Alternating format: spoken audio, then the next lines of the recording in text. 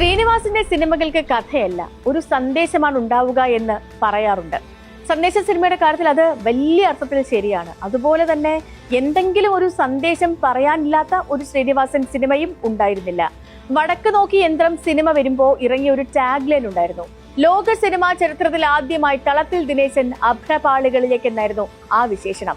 തളത്തിൽ ദിനേശൻ ഇന്നും ജീവിച്ചിരിക്കുന്ന ആയിരക്കണക്കിന് മലയാളികളിൽ ഒരാളാണ്. എത്ര പുരോഗമന ചട്ടയെടുത്തണിഞ്ഞാലും പങ്കാളിയെ സംശയത്തോടെ കാണുന്ന മലയാളി പുരുഷന്റെ പ്രതിരൂപം. എവിടേക്ക് തിരിച്ചു വച്ചാലും ഒരു വടക്ക് നോക്കി യന്ത്രം പോലെ ആ കണ്ണുകൾ കറങ്ങിത്തിരിഞ്ഞ് സംശയത്തിന്റെ ദിശയിൽ മാത്രം നോക്കാൻ തുടങ്ങും.